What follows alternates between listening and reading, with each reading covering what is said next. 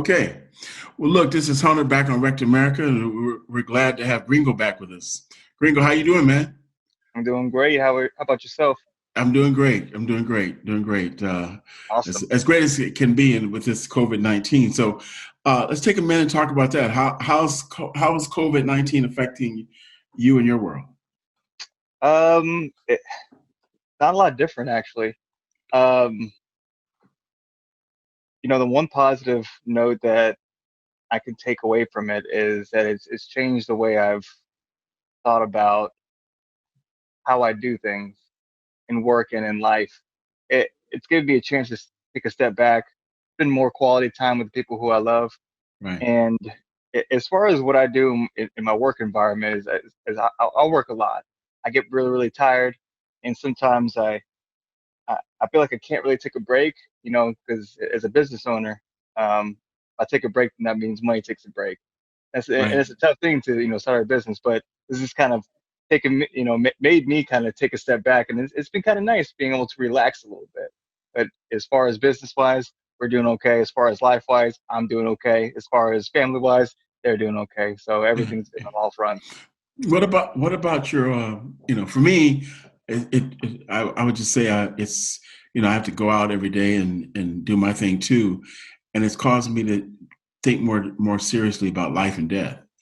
That today the things I have to do, um am I doing what's really important? I guess a short way of saying it, it's helped me to value what's valuable, and Mm, and that's, and and that's a good thing. I find it's so I'm not feeling disempowered or debilitated by it, but I'm actually finding I feel more empowered. I feel like my choices are clearer, and I can be clear about what's important, and that's a good thing. And so yeah. I don't know. That's me, but I don't know if that works for you. Is that if that's what you're. Yeah. So basically, what you're saying, it puts the significant things that matter most into perspective, Yeah. and it gives you a chance to, like I said, in my own world, I take a step back and I go, okay, what's really important in my life today? And it gives me a great focus on that, because what the world is like around us before and possibly after this whole thing is things moving at light speed, and so you kind of forget to uh, be love the things that are truly lovable in your life. Mhm. Um, I see. Family and Yeah. friends. And like I said, Yeah. right now, what I'm doing is, I'm about to have a crawfish boil with my roommates. I don't really spend a lot of time with them, and they're like my family. But I lived with one of my roommates for 7 years, and he's like a brother to me. And another one, I've known him for, 8 or 9 years, and we went got some crawfish and we're ready to boil. But so it's something that we probably wouldn't do because I work on Saturdays. Wow. Wow. I work Just all day yeah. on Yeah. Saturdays. Yeah. Yeah. Yeah. So slows you down and helps you to Hmm. do things that you appreciate. Yeah. Yeah, What absolutely. what about any fears you have about just well, let me just get like I know that they're talking about opening things back up, but I'm kind of skeptical about my own well-being and a lot of information I'm Yeah. hearing. So I'm going to be practicing this until I'm comfortable that the information I'm receiving is legitimate and I Hmm. can, and so I don't plan to just rush back in because they say Yeah. everything's, I gotta be comfortable in my own skin that, what I'm hearing adds up for me. Until then, Got until I get to that point, then, again, I just can't rush back out there because somebody says, okay, you can go it. back, not if I'm not feeling it. That's where I am. So I No, don't I see see, this. I see where you're coming Yeah, from. yeah, I think this is going to be a slower walk than. Hmm. So as I say, it's a marathon, not a sprint. Yeah. I, Yeah. I guess I'm a little bit more optimistic, Okay. All right. Okay. if that makes it if that makes any sense. Oh I'm yeah. I'm I'm ready to get back to normalcy, I guess, in a sense. But at the same time, what that's going to look like for me is that normalcy is not quite going to look like it was before all this happened. Because, as you said, it puts more things in perspective and going, wow, I really enjoy what I'm doing right now. I would like to get back to normalcy, but I should bring some of these things that I've learned during this whole pandemic and keep it in my life, and take more time with the things that matter most and things that I love. And ultimately, I think that's what a lot of people are going to take away from this, is that they're going to get back to normalcy, but these things, the spending time with your family and friends, and relaxing more and not having to be on the go all the time, they're gonna incorporate that more into that normalcy. Yeah, yeah, yeah. Well, look, that's a good segue, man. So last time we talked, we talked about recovery and addiction, alcohol for you as a form of medicating. And as you look back on it, you were medicating. What I want to do a deeper dive into is um, what were you medicating? What were you needing to medicate or use alcohol as a form of medication for? What was at your core? What some of the things that that you needed to medicate? Yeah. Uh, Reality and my own self-loathing. Mm, I mean, that's just what it is. It's the disconnect from the spiritual life that I have today and myself. And I always tell people it's never really an egotistical thing to truly love yourself and who you are. If if it's if it's a humble type of love, it's like, because I know what it's like to really despise who I am deep down. And that's a tough thing to kind of say out loud. And you know what I was doing was medicating my own misery within myself. I didn't have any direction. I didn't know where I was going, didn't really know who I was. And so whenever I had the substance abuse and put, substances within my body, it helped me kind of forget and play a different part of who I am, and uh, maybe numb to the reality of things. mm, And it was an escapism, and it was an escapism beyond what most people have, because a couple people like to have a couple drinks here and there and kind of escape, and or watch movies and escape. I mean, in and out. But me, it was way heavier um, than normal. It was blackout. It was every day. It was all the time. And if I could do it all day, every day, then I would do that. And what that was doing ultimately was um, hurting myself and the people around me. mm. Can you do you have enough distance to and reflection to talk about it using your term self-loathing? How'd you get there? How did you Uh, get to that place? Do you I don't know actually. I have no idea. I guess when you hear a lot of people talk about where they are and where they came from, what I've taken from it is a lot of stories start out like mine. And those stories started out as them saying, I just felt different than everyone else. I just felt a difference of reality than what most people saw. I felt off. Something was off. No one really explains what that something is, but a lot of stories start out that way. mm, And until you just ask that question, I never thought about that. Um, but what I could probably take away from most people who are like me is that we just have no idea what started it all.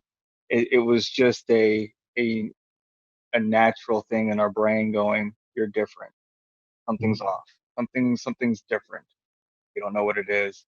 And so with this difference in this off thing that's going through our heads once we get a little bit older, we try to numb that feeling of being different, being an outcast. And maybe that's where it kind of started out, you know. But that's a good question. when did it It's, start? Can you do you know when? Can you have you thought about when did you first sense, feel, detect something was off? hmm. I mean, Um, I, Were you you know, 10, I never 8, really, yeah, I never really 12, thought about 15? that. I think just it was very young. Like I could, if I'm remembering back, I just probably ever since I could, remember, you Wow. know, You've very, always, very, so, yeah, always. It's always been a thing. mhm, Hmm. mhm. And so if you felt that way, what were some of the initial steps to uh, Medicaid probably early is too, early on is too, yeah, but to adjust, to make some adjustment to try and counter that feeling before you Yeah, started using. What did you do as a yeah. child? I mean, if you felt off, what did you do then? What were you doing then I mean, to I guess I tried to use a lot of humor as a class clown, so I try okay, to pinch it on to me, try to feel a part of with people. Um, I try to become friends with people and I, I try to be a good people person okay, because, I wanted to feel, I desperately wanted to feel part of. I guess that really hasn't changed a little bit, but I have a little more self-control, but over that kind mm-hmm. of stuff. But that it was a desperate, feeling of I need to be a part of because Mm-hmm. otherwise, if I'm alone with my own thoughts, my own feelings, that's just a bad recipe of depression and anxiety and all these things that, cause people to really get into a deep hole. Were you able to express that? I mean, share. I mean, and I guess what I'm getting into is kind of like your family of origin. Were you able to talk about that with parents or anybody to share? Look, this is what I'm Um, feeling. I mean, my family would have been welcome to listen to that, but I was confused. Like I said, and it kind of goes back to the first question that you asked, what I was just very confused on this feeling that I was feeling, this anxiety and depression. I didn't know. I didn't know that's what it really was. I remember us. There's this one memory that I had. I mean, I must have been 12 or 13 years old, and I was sitting in a movie theater with my mother. We were watching a movie, and I remember having this intense feeling because I think I had just failed one of my classes or failed a test. Mm-hmm. I think the Mm-hmm. week prior or something, I had so much ADD that it was tough for me to be in school, and I didn't like school at all. So that was a Mm-hmm. tough thing. But looking back at it, I'm like, most kids don't really have like this insane, I mean, it was intense feeling of fear and anxiety that was just overtaking me. And it's like I said, it's something that I still remember 20 years, 20 years later, sitting in Wow. a theater at 12 years old, thinking about how much I've just failed at life because I just failed this test. Wow. And most kids at 12 years old, they're just trying to have a good It's time and just right. be rambunctious and have fun. And Right. I'm sitting in the theater with my mother. I can't get my mind off of I just failed at everything. And I didn't know what that feeling was. Today I know that it was just dealing with anxiety and depression. And um, my mother and my father would have, well, I don't know about my father. He was a little bit different. My mother would have welcomed talking to me about that, but I didn't know. That's tough. And kind of a segue, real quick. It's always a good thing to talk because I know we never had classes or talked about that kind of stuff in school. And it would have been great, as a kid like me to be able to understand what was going on in my brain, to have these types uh, of lectures or classes about anxiety and depression. It's a real thing, and it confuses kids, and it might lead them into a better path than it led me. I'm grateful for everything that happened, but I could have avoided some of the pitfalls that I was struggling with on the way to my recovery. Right. Did, yeah, and I'm gonna just say the terms you use in terms of anxiety and depression. Hmm. Were you at all diagnosed early on as being clinically, you know, depressed or anything? Was that something that you got some help? Did, not if not then at 12 later, but as a child, did you get any attention Yeah. or any help for that? So yeah, I was diagnosed with ADD early Okay. on, and in high school, they gave me antidepressants,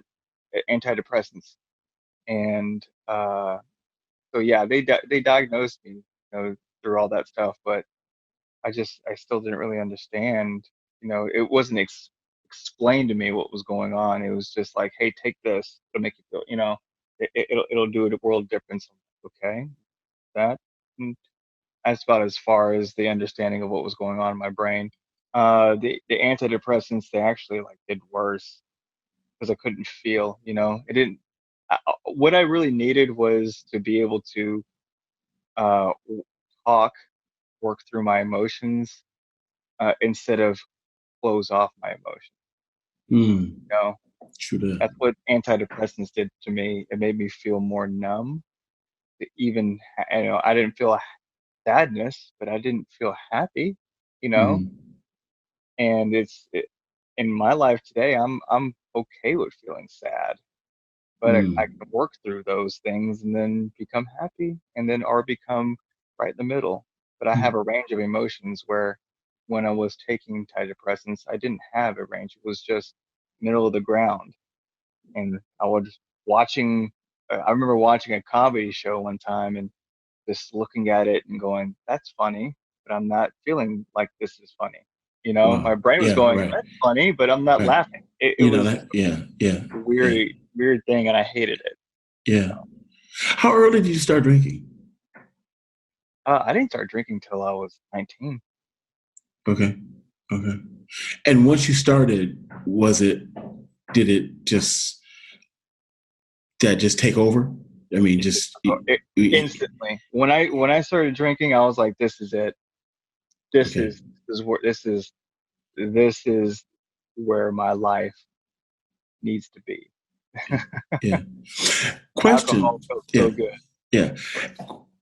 To that point, going that feeling, if you can, the feeling you just expressed when you first started drinking, did alcohol open you up in terms of emotionally? You were saying how you didn't feel anything when you were taking you didn't feel numb there or whatever, because middle of the road. But Hmm. then when you when you start drinking, did that allow you to emotionally kind of open up, kind of begin to feel different? Just I'm not trying to play. Yeah, just Yeah, kind of listening to. Yeah, yeah. it did.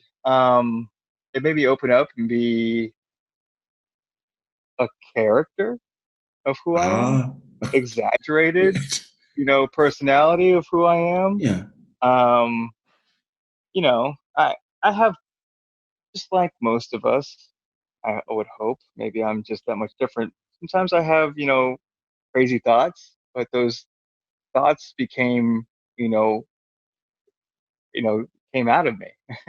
right. Some things like you think some things and you understand what you should say and what you shouldn't say, that did become a part of me, that all my thoughts were blurted out. Yeah, So yeah. that You can be. Yeah, was okay. my personality. Yeah. But I became, you know, just an exaggerated form of everything of who I am. Um, and that's never a good thing when it comes to a type A personality like mine. Mm-hmm. Yeah. Wow. Interesting. You say exaggerated, because some people say that when you drink, your true, kind of like your true identity or your true personality, kind of it Hmm. it it sets you free to be who you really want to be. But Yeah. yeah, yeah, like, But like, in some instances, like if but if you're drinking, all your senses are heightened, right? And then right. but your reality is a little bit more distorted. And so when your reality is more distorted, of course, yeah, your true self in that moment's going to come out. But your true self in that moment is not really your true self, because of the Yeah, fact that you're under the influence of alcohol, and yeah. in my case, way more intoxicated than most people. So um, yeah, it was me, but it was an awful side of me, but that was in that awful side of me was way more exaggerated than, you Yeah. know, I get mad and I mean, today, and I'm not a great person every once in a while, you know, and I have to, forgive myself and forgive other people, but those bad sides of me were truly awful because of the alcohol. Just I didn't hold anything back, like nothing back, and so that was just something that I had to work on. I had to work on today, and that's what my friends and family saw in me, and they were like, "Oh man, you're a little too much for me." I'm like, "Yeah, I'm a little too much for myself, so I can definitely see how I'm a little bit too much for you." Can you, if it's not too painful, can you talk about, give, some examples of Hmm. what your family and how they experienced you during that time? Can you talk Uh, about that? yeah, I think they just more or less felt bad, you know. 'Cause, I mean, I didn't like, I wasn't abusive or verbally Mm, abusive to most people. I mean, sometimes I guess I kind of got like that, but not more so than most people who were intoxicated.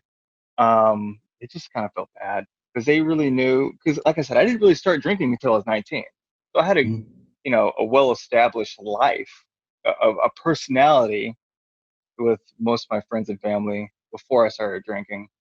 And then so they knew who I could be and could become, okay. and therefore they just were just like, "What's going on? What's wrong? I, why can't you stop?" And I felt bad, and my answer was always, "I don't know." And Mm. that was truly the truth in my brain is, I don't know why I can't stop. You shared with us last time that around your one of your best friends, and this is kind of what brought you in recovery. Um, you didn't want you to be a part of his wedding because he knew you've been drinking. Hmm. But you said that when he asked you about it, you denied it. Hmm. What was it like that? Were you concealing it in a way that but your behavior, you tried to mask it? I mean, you know what I'm saying? Yeah, I He, forgot he, what the he, he didn't just come out, circumstance. it sounded like he didn't just come out and accuse you. He Yeah. asked you, Hmm. given that maybe there was some gray area, were you drink, versus, well, you tore you ran to the garage. We know you were drunk. You know what I'm saying? It wasn't like that because he had to Yeah. ask you, right? Yeah, just kind of. I think it was, I forgot what the circumstance was that, he knew, some friends of mine, because we're all kind of friend circle and stuff. Yeah. I forgot what it was, but he knew it. But my close friends, they, they, they thought, or I had told them that I had stopped drinking because it was starting to get really bad at Okay. that point. And so, that's the kind of the thing I was trying to maintain, that I was sober. Okay. And when he just wanted to ask me and wanted me to be honest with them, at least, uh, I couldn't do that because I was ashamed. But were you? But were you? Were you at that time? In that instance, did you drink and then pretend like you hadn't been drinking? Is that what you were doing? But trying not to act like you weren't drinking. I mean, I wasn't in front of them. I don't think so. I can't, like I said, I can't remember what he asked me okay, about sure. and why he caught me. Like I said, I can't remember the circumstance of what had really happened. Um, I wish I could. I think it was just he heard about it with, Okay. that I was with some other people, and word got out, and so, but I didn't think word got out when he asked Oh, me, okay. "Hey Okay. man, were you drinking?" And you know, I said no. Hmm. Or are you still drinking? I said no. How? Gotcha. In terms of that, in terms of your work and steps, where's honesty for you, Gringo? Where's honesty versus then versus now? How's honesty and being being able to be authentic. How's that changed for you? Um, Yeah, I guess to be more specific, you find that you feel like you're now that you're a more authentic person. yeah, because I don't really have to hide a lot of stuff. Mhm. I genuinely want to be a good person. Well, I mean, I've always wanted to be a good person, but I've genuinely been able to find a way to be a better person instead of trying to be a better person.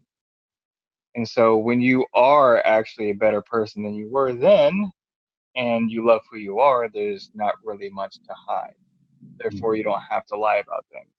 But there are times that you're going to, and there are times that you'd be dishonest.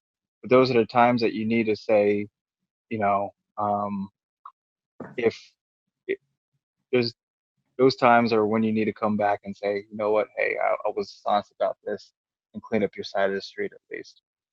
But as far as big things that I lie about, I don't really lie about those types of things because I live a pretty decent life today. And that's a good feeling to have because today I don't have to lie about things. I kind of more choose to in my brain. Back then, it was almost that I had to. I mean, you never have to do anything, but what I felt like I had to do was lie and become something that I wasn't. And today, I don't. A, I don't want to do that. B, if something like that slips up, then I can correct it because it's usually never a big deal. Self love. You earlier you said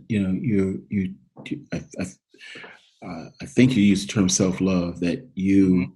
you feel good about being able to love yourself. Talk about that. Yeah, because when you're more closer with God in a spiritual level, you feel a sense of love for not only yourself but for the world around you. And when you can Mhm. love yourself, you can love others, truly love others. I think a lot of the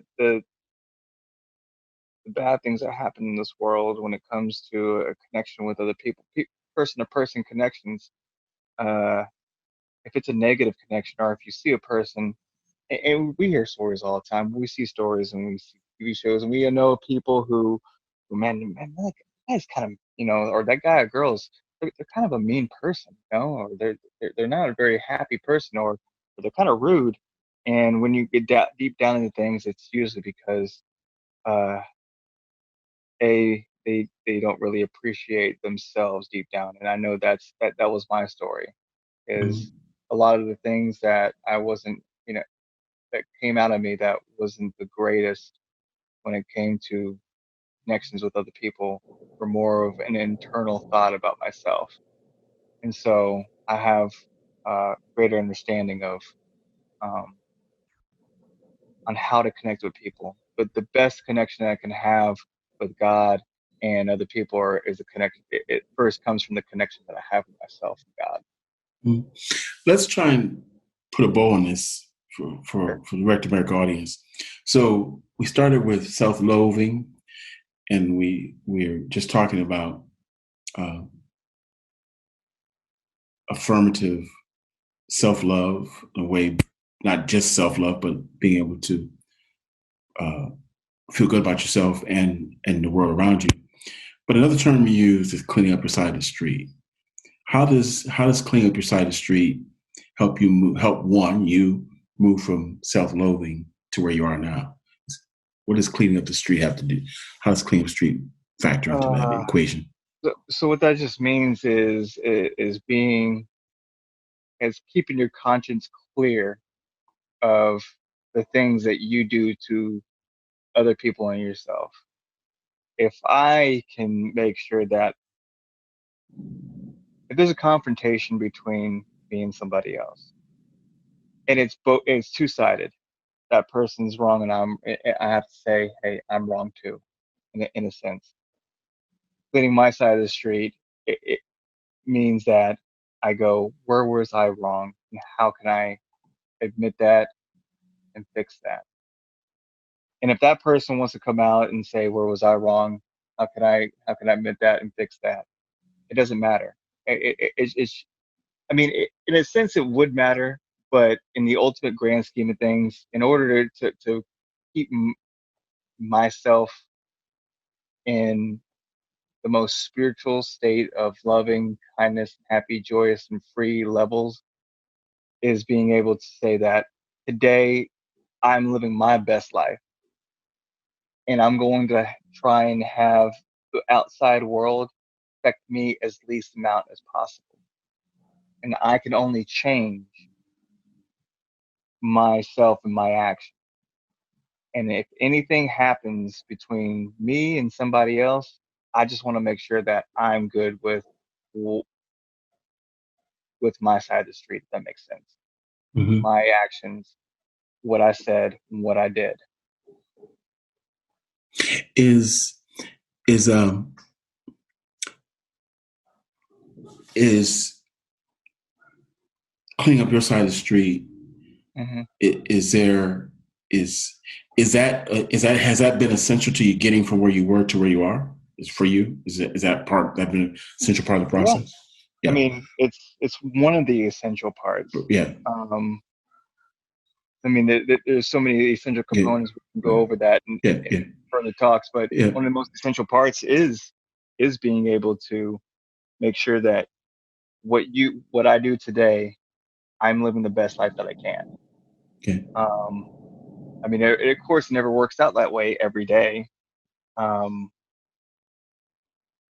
but if I can do the best that I can to be the best person I am today, then it doesn't matter how other people view me. It doesn't matter how other people see me. It doesn't matter how the outside world affects me. Um, as long as I am clear of the conscience of who I am today. Mhm. Is between now and when we talk again, Hmm. in light of everything that's going on in the world, um, can you close with uh, what's your experience, strength, and hope going forward right now? Okay, I think you kind of give us your experience, maybe Yeah, yeah. what's your strength and hope about uh, tomorrow and the next day? What's your strength and hope for tomorrow and the next day? Yeah, my strength and hope is uh I what I want to do every day, and the thing that makes me happiest and the best version of myself is when I'm able to help others realize their true potential. That gives me strength. And in turn, I hope I can give someone else that strength as well too. And the hope is that we all become united in that in that front of helping each other as a whole, as a community, as human race, to just be able to help each other become better versions of who we are today. Realize that we are all one and interconnected as as a world, um, to make each other better. Because without each other, we become lost. We become just an individual person, and that's just not enough. It's not enough for me. Not enough for me to be.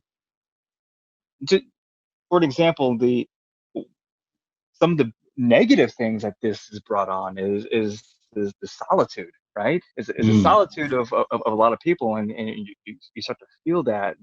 When I was talking to you about the loneliness and depression and anxiety of my of my being that I've struggled with, those things, being in solitude, really um, embellishes those feelings.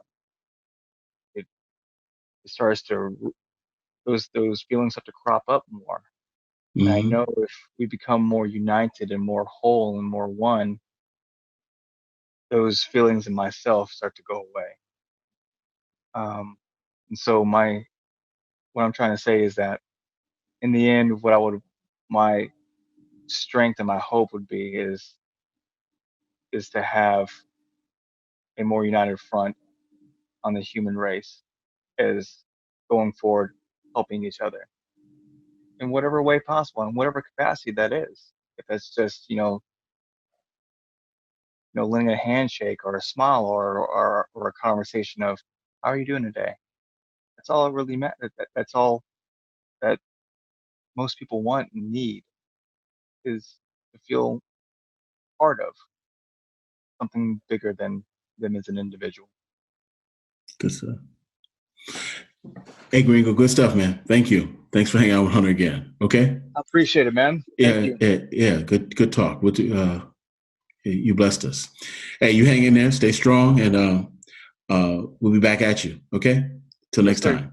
Okay. All right. Be well, man. Peace out.